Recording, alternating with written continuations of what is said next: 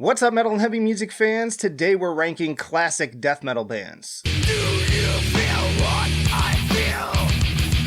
See what I see? Alright, and I've been marathoning for the past couple of days, like all of these discographies, some of which I was already familiar with, some of which I wasn't. But let's just jump right in with Autopsy. Already, I'm probably going to upset some people with some of these. I also want to say that even though like the ranking system is what it is, just because I put a band at C or D or whatever, it doesn't necessarily mean that I think like they're that grade level completely. It's just a way of ordering them. I want to use each tier as much as I can and have an even spread. And so I'm actually going to put Autopsy at C.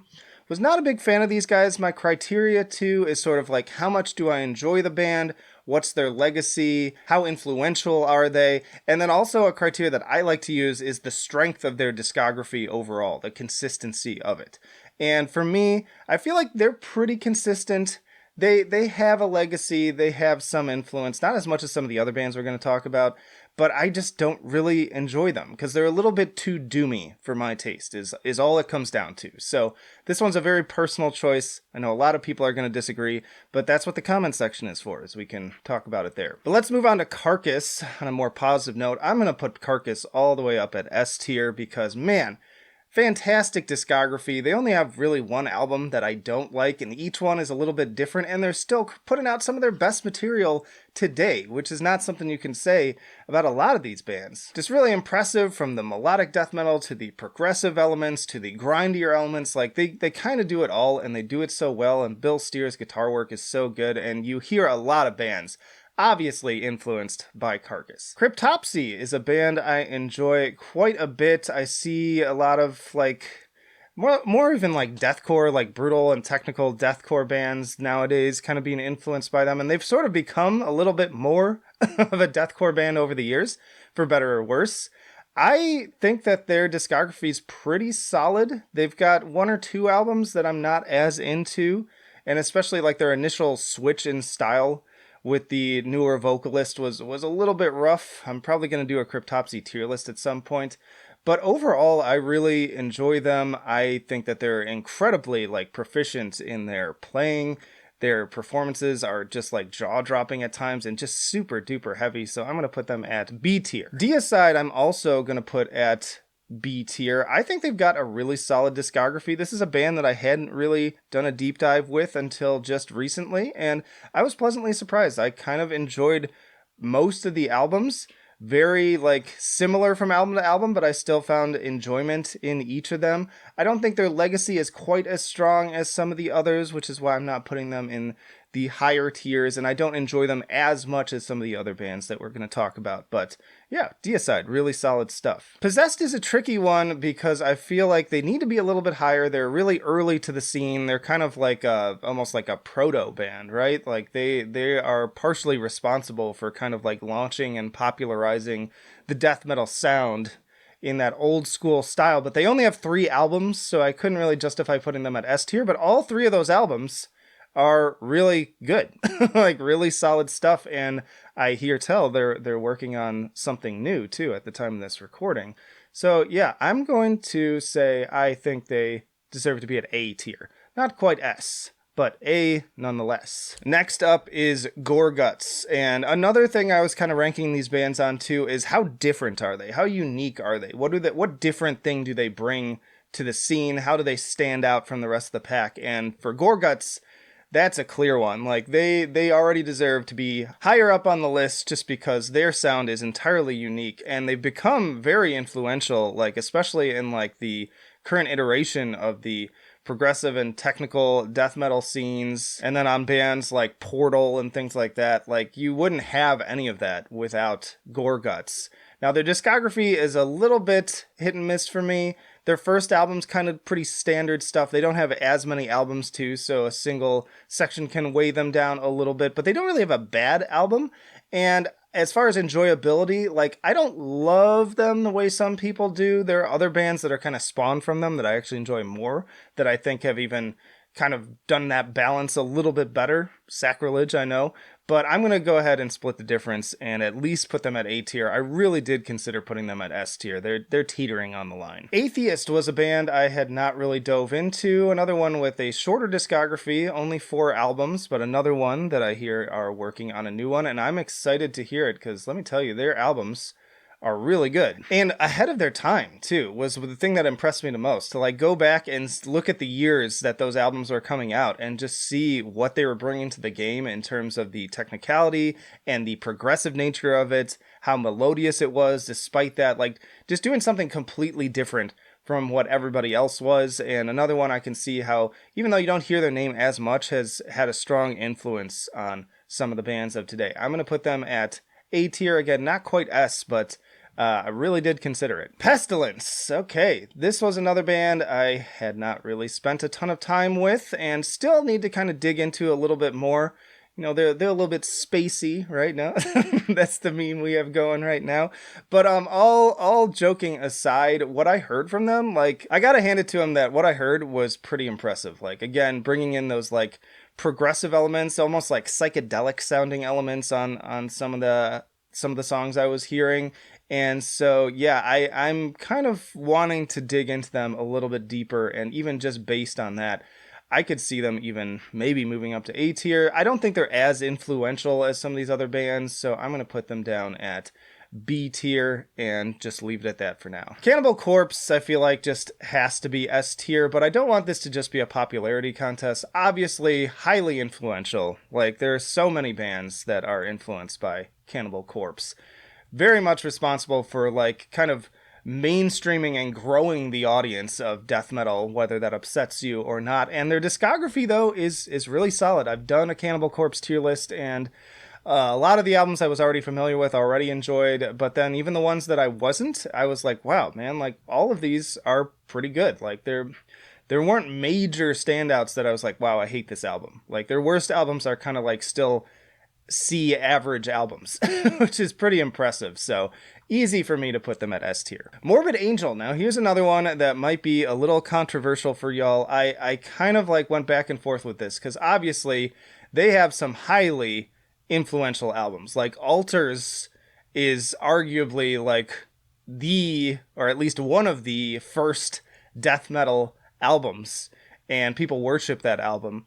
And I will be doing a tier list on just debut albums from these bands as well, which I think will be fun. And then, you know, you've got Covenant, you've got a bunch of other albums, but then they also have some real stinkers. And like the deeper you get into their discography, just the worse it gets. And they really fall off. So for me, like if I'm ranking them as a band as a whole, I can't put them at S tier. It seems like an obvious choice, but me personally, I can't. Like, I don't enjoy their discography as much as some of these other bands, despite their influence, despite those mega albums. I'm going to put them at B tier. I think that that's fair if you're really considering the full scope of their discography. I will put them relatively high in B tier, though. Another one that might upset some people, Incantation. So, of all the bands I listened to from start to finish with their discographies, this one kind of bored me the most. Like, the albums are just so similar. It felt like I was listening to the same album over and over again, and that really dragged down the enjoyment for me. It became kind of like an endurance run, which it shouldn't be. And part of it's a taste thing again, because they also utilize a lot of doomy elements, kind of like Autopsy, but they've got the faster stuff too. I think they do their sound really well, but it's just not for me. So a lot of this comes down to personal opinion again. They've got some influence, they've got some legacy. I don't think they're as influential as these other groups, though, so I'm going to put them at D. Again, that doesn't mean that I think they're a bad band. It's just me, again, trying to utilize all the tiers and really give a nice spread here and actually rank these things. All right, an easy one for me, but another one some people might be upset with. This is easy for me to put 6 Feet Under at dead last. If I had an F tier, I would put them at F tier. I just don't like 6 Feet Under. I think that they're just terrible. Just terrible. Like, and some people are like, well, they're early albums. And I'm like, no. They were always bad. But again, that's just me. If you love 6 Feet Under, I always tell people, like, that's totally fine. That's cool. I don't think any less of you. Maybe a little bit. But, yeah, I'm not a fan. And as far as compared to the rest of these bands, like, it's easy for them to be comparatively dead last. Dying Fetus, another one I'm going to put at S tier. Highly influential, another big name, probably just like second to Cannibal Corpse in sort of popularizing this genre and growing the audience. And then another one I've done a tier list of their entire discography, and it's pretty darn consistent. There's like one or two albums in there that I'm not as big a fan of, but for the most part, really strong stuff. They've got some classics, and then even the kind of deeper cuts are still really strong. And so, yeah, gonna put them at the top. Flip into another controversial one, Entombed. This was painful for me because kind of similar to Morbid Angel, but I'd say even worse so, because you've got Left Hand Path, which is an absolute classic. But then, like, almost immediately from there, like, Clandestine is good, but from then on, it's, like, not even a death metal band, and the albums just get worse and worse and worse. It picks up in places, but it's pretty unpleasant. I did not enjoy listening to their discography. You can check out my tier list on this one, and again, on the, like, debut albums one, Left Hand Path is going to be high, obviously. But as far as a whole, as a band, the whole scope of their discography, I gotta put them at C tier. And again, that hurts me a little bit to see their name down there, but it is what it is. And then Bolt Thrower as well. I like Bolt Thrower on and off, but they were another discography that it's consistent, but it's not, I don't know, it's nothing really special. Like, I kind of went into Bolt Thrower expecting a lot more because I hear a lot of people raving about them. And they had certain albums that went really hard. But a lot of it, like, I just found a little bit boring. And again, I know that's going to upset some people, but again, this is all subjective, right? So me personally, this is another one kind of like Autopsy, I guess is the best comparison. I'm going to put them at C. It's more of a personal preference. I also don't think Bolt Thrower is, again, as influential as some of these higher bands. They obviously have it. Every band on this list really has some influence, but this one's a bit lower. Immolation was fun, though, to dive into. I actually really enjoyed diving into their discography, and they have a lot of really solid albums. Another one where it's very consistent. I kind of, unlike some of these bands, the further I got into the discography, the more I enjoyed it, and the better I think that they got for some of their later stuff, and they are working on new things too. And based on the last album, I'm excited to hear that. It's supposed to come out in 2022. So I'm going to put these guys a little bit higher than some of those other ones we were talking about. It's not quite A, because I don't think, again, they're as influential as these like top tier bands, but I'm going to put them pretty far up B tier. Maybe like right around Cryptopsy. Obituary, another one that's probably going to upset people. I really liked the debut, but the further I got into it after that, the less I kind of liked it. It's another C tier band for me. Like, every album is very similar. It started to get a little bit monotonous, especially when you get into their later stuff. I enjoyed them a bit more than Autopsy and Bolt Thrower. I almost considered putting them in B tier, but yeah, you know, just me personally, I wasn't super into what they were putting out. Nile, on the other hand, let's get into one that I really enjoyed. I'm going to pop them up at S tier. It's almost like cheating because they're so different from these bands, but they got their start about as early as some of these other bands, but right from the beginning, man, they were just cranking out something special, right? While a lot of these bands were kind of just doing the same thing, like kind of going by the same rule book, you know, Nile's out there just crafting worlds right from the first album, like with the atmosphere and the whole Egyptian mythology angle and just the imagery and the sound, and just completely unique right out of the gate. And that is just so rare and so special.